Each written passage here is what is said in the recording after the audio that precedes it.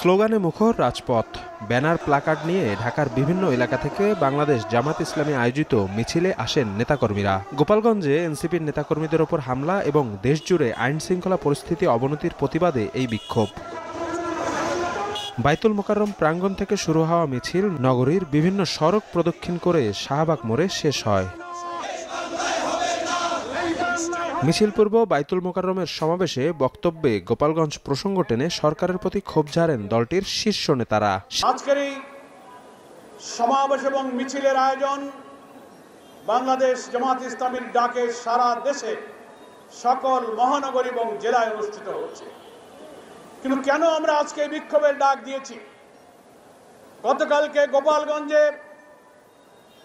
জুলাই বিপ্লবের অন্যতম নায়ক সেই সব নেতৃত্বদের দ্বারা গঠিত এনসিপির পূর্ব ঘোষিত পদযাত্রা এবং সমাবেশের উপরে প্রকাশ্য দিবালোকে ফ্যাসিবাদীদের যে হামলা হয়েছে, প্রশাসনকে, জাতিকে, জনগণকে বিস্মিত করে যে ঘটনা গোপালগঞ্জ ঘটেছে, তার বিরুদ্ধে জামাত ইসলামী আজকে সারা দেশে বিক্ষোভের ডাক দিতে বাধ্য হয়েছে। প্রিয় দেশবাসী, আমাদের বিবেচনায় নিতে হবে এই হামলাটা কখন ঘটালো, দেশের তাহলে কি পরিস্থিতি চলছে। যে মুহূর্তে বাংলাদেশের জনগণ আসন্ন জাতীয় সংসদ নির্বাচনে একটি জাতীয় ঐক্যমত্য গড়ে তুলে অবাধ সুষ্ঠু নিরপেক্ষ নির্বাচনের মাধ্যমে নির্বাচিত সরকারের কাছে ক্ষমতা হস্তান্তরের জন্য প্রচেষ্টা চালিয়ে যাচ্ছে, যেটা ছিল জুলাই বিপ্লবের আকাঙ্ক্ষা, এটা একটা মুহূর্তে আমরা এখন জাতীয় অতিক্রম করছি। অপরদিকে আগামী পরশুদিন 19শে জুলাই ইতিহাসের সর্ববৃহৎ জাতীয় মহাসমাবেশ হবে সোহরাওয়ার্দী উদ্যানে। সারা বাংলাদেশের জেলা, মহানগর, ঢাকার পার্শ্ববর্তী সমস্ত জনগণ এই মহাসমাবেশে আসার জন্য ব্যাপক প্রস্তুতি, প্রচার, মিছিল, মিটিংয়ে বাংলাদেশ মুখরিত করে রেখেছে। সেই মুহূর্তে এনসিপি সারা বাংলাদেশে তাদের পূর্ব ঘোষিত একটি পদযাত্রার কর্মসূচি ঘোষণা করেছে। সকল জেলায় অনুমোদিত নিয়ে তারা এই প্রোগ্রাম ঘোষণা করেছিল। তাহলে সুষ্ঠু বাংলাদেশের নতুন গণতন্ত্র, নতুন বাংলাদেশের উত্তরণের এই সময়ে জামাত ইসলামের ঐতিহাসিক জাতীয় সমাবেশকে সামনে রেখে গতকাল গোপালগঞ্জের হামলা একটি অশনি সংকেত আমরা মনে করি। প্রশ্ন উঠেছে, গোপালগঞ্জ কি বাংলাদেশের অংশ না দিল্লির তাবেদার? আজকে যে প্রশাসন, যে সরকার দেশ পরিচালনা করছেন, তার থেকে গোপালগঞ্জের সরকার আর প্রশাসন কি আলাদা? এই প্রশ্ন আজকে উঠেছে।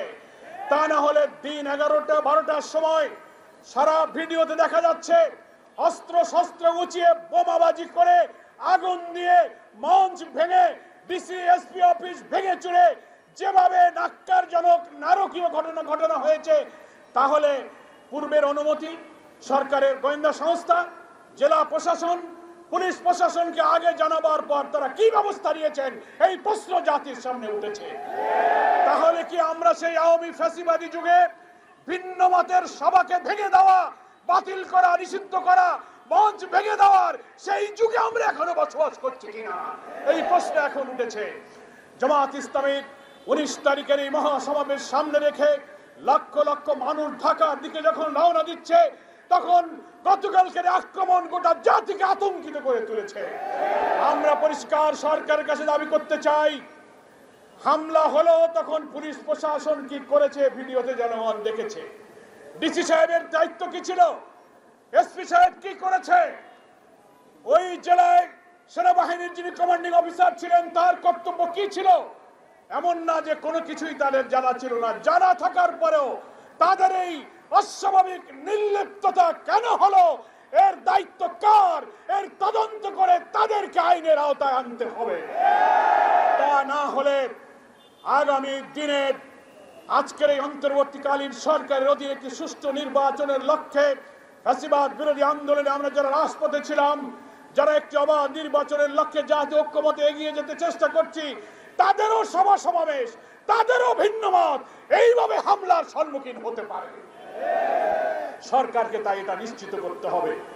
আজকে প্রশাসনকে বাছাই করতে হবে, প্রশাসনের মধ্যে কারা এখনো ফ্যাসিবাদের দোসর, আর দেশবাসীর মধ্যে যদি ফ্যাসিবাদের তাবেদার কোন শক্তি দিল্লির তাবেদার থেকে থাকেন, তাদেরও চিহ্নিত করে নির্বাচনের আগে শুদ্ধি অভিযান না চালালে বাংলাদেশের জনগণ নিরাপদ থাকবে না।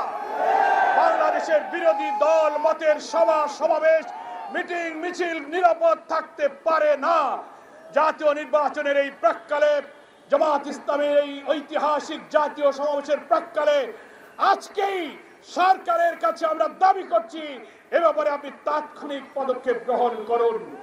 যদিও স্বরাষ্ট্র উপদেষ্টা মহোদয় কালকে বলেছেন আওয়ামী ফ্যাসিবাদী সন্ত্রাসীদের ঘুম আমরা হারাম করে দেব, আপনার কথার বাস্তবায়ন দেখতে চাই। আর যদি দ্বিতীয়বার কোথায় ঘটনা ঘটে তাহলে বুঝবো আপনার মুখের কথাই শুধু কথা, কাজের সাথে আপনার কথার মিল নাই।